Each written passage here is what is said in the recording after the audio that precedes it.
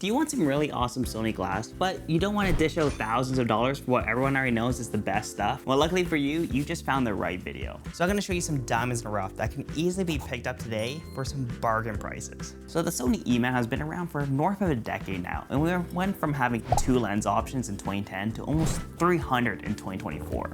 It's almost like every week a new lens comes out and it's completely forgotten about by the next. Just looking at 50mm lenses alone, we easily have over 20 lens options for full frame, and we haven't even counted APS-C lenses yet. I bet you can see why a ton of these new lens releases are just swept under the rug. I'm gonna show you 4 lenses today that totally just slipped through the cracks. That, in my opinion, are some of the most underrated and undervalued lenses in the entire Sony ecosystem. Because lucky enough for us, no one's talking about them. Oh, what the heck was that? Oh, it's our first lens. How did that get there?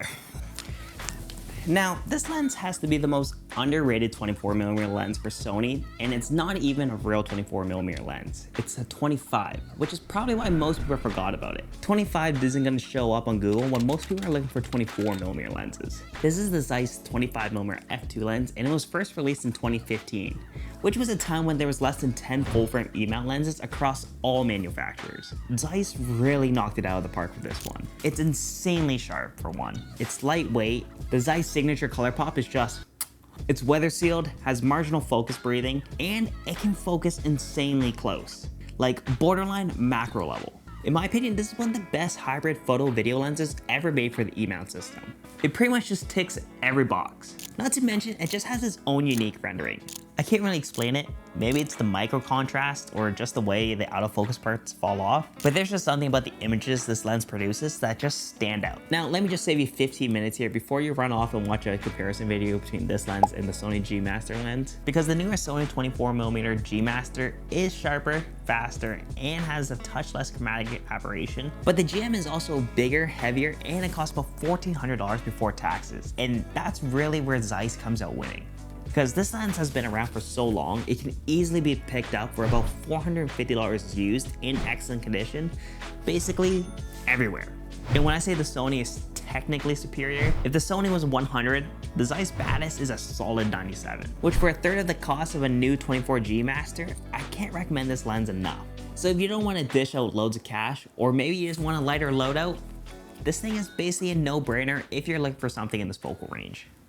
While we're on the topic of weird focal lengths, this next lens is just as an oddball as the Baddest. It's not quite a 35mm, but it's also not a 50mm either. It's a sweet spot in between.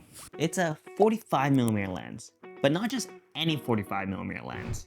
This has to be the best 45mm lens ever made. It strikes the perfect balance between size, weight, looks, build, feel, and most importantly, image quality. This is the Sigma 45mm f2.8 DGDN lens.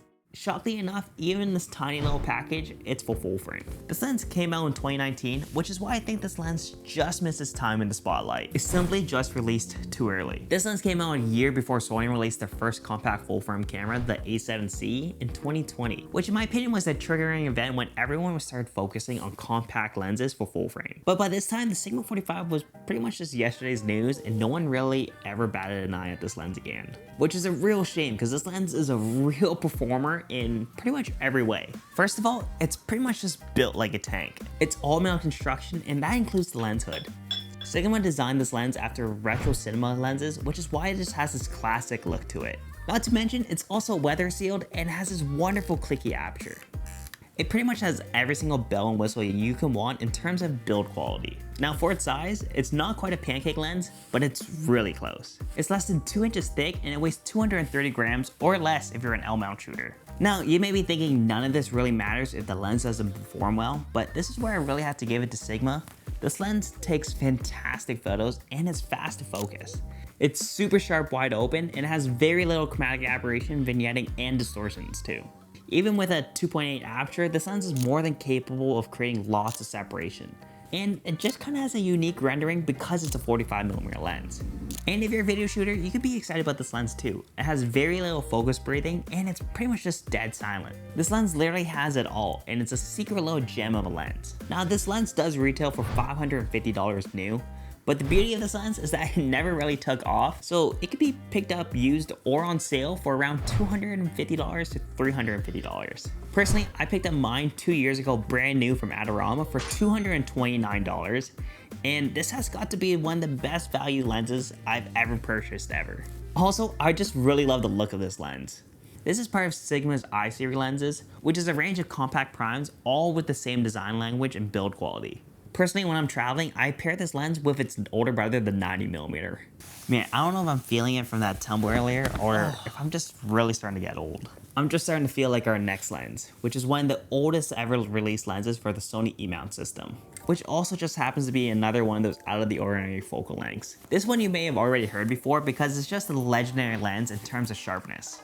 This is the Sony Zeiss 55mm f1.8 lens, and this has to be one of the key lenses that really convinced people that Sony mirrorless was a force to be reckoned with. Now, a brief history of why this lens is so iconic, just in case you weren't around in the DSLR days.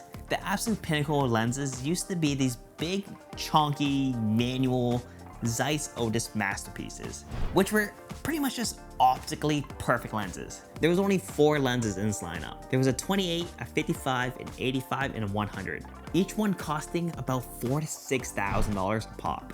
Now, when Sony released the 55mm, they also released the very first A7R, which also happened to be the exact same sensor as the Nikon D800, which was the class-leading camera for high-resolution stills at the time. When people compared the D800 to the 55 Otis and the A7R with the 55 Sony, people were absolutely shocked that the 55 Sony held its ground and actually won in sharpness beyond f4. Now, that being said, the Otis is absolutely uncontested when it came to wide open performance and chromatic aberration control, but for a lens costing and weighing a fraction of the Otis, that's a whole lot of performance. Even the Sony 55 with the A7R was cheaper than just a single Otis lens. Now, this was over 10 years ago, and now we have G Master lenses and so on, and even today, the Sony 55mm still holds its own. It's compact, lightweight, razor sharp, just a winning combo. But it does have a few drawbacks. In certain lighting conditions, the chromatic aberration can get a bit out of hand, and there is quite a bit of focus breathing, but other than that, there's not really much more to complain about this lens. Now, the MSRP of this lens is $1,000, but this lens is literally one of Sony's oldest lenses available and can be picked up incredibly cheap secondhand for about $400. That being said, if you're a marketplace swindler, I picked up mine for $300 Canadian, which if I could find that deal again, I could literally buy 25 of these for the same price as one of those new Otises. So it's definitely worth to keep an eye out on the marketplace for one of these lenses. Damn, that was a whole lot to say about those last 3 lenses. I'm really starting to feel like I'm crashing a bit here. Or maybe I just crashed zooming about this next lens. Yep, this next lens is a zoom lens, and it's the only lens in all the emount ecosystem that has a zoom range. This is the Sony 24-105 f4 OSS lens, which came out in 2017 and never got a GM refresh, making it the only option if you want a 24-105 emount lens. Now, Sigma did release a 28-105 lens just earlier this year, which is pretty exciting because it is a great lens, but it's basically a mammoth and it costs $1,500. And it starts at 28mm, which is close, but it's not quite 24. And the Sony 24-105 is basically just the best 24-105 ever made. Even though it does have its typical zoom drawbacks, it performs fairly well throughout its entire focal range. The rendering is beautiful, it's sharp, it's very fast to focus, and it's just built really well. Now, I'm not here to lie to you. For photos, I say this lens is just average to good, but where this lens really sets itself apart is in video. It's the ultimate single lens run and gun.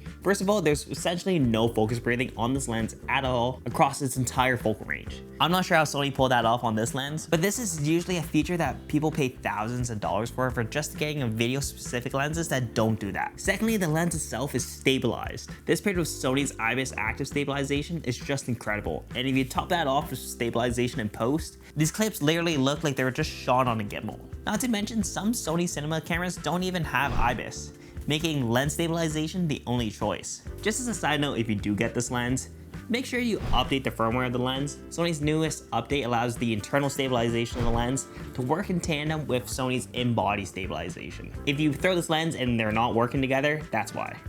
Thirdly, 24-105 is an incredible range for video. You can shoot wide, normal, and close up, all with this one single lens. You don't have to waste any time fumbling around, changing lenses in your bag, and missing shots. Not to mention, f4 on full frame is pretty much the same as shooting 2.8 on an APS-C body, so I'm not too fussed about trying to get maximum bokeh when I'm shooting full frame. And lastly, all the caveats about this lens that just make it an average photo lens doesn't really matter in video at all, because overly sharp footage is one of those subtle things that just makes your footage not look cinematic. So it actually kind of works in this lens's favor. Overall, this is an incredible video lens and it's $1,300 new, which is great value already. But again, this lens has been around for a long time and easily can be picked up for $750 or less, making it probably my #1 recommended lens for any new video shooters. Now, I didn't want to make this video too long, so I'm gonna wrap it up here. But if you're interested in learning about my current favorite lens that I use to shoot all my YouTube videos, you should check out this video. It's a full frame 17 to 50mm lens that just does it all. Also, if you have any secret gem lenses that you want to share, let me know in the comments. Like, share, and subscribe, and I'll catch you guys next time.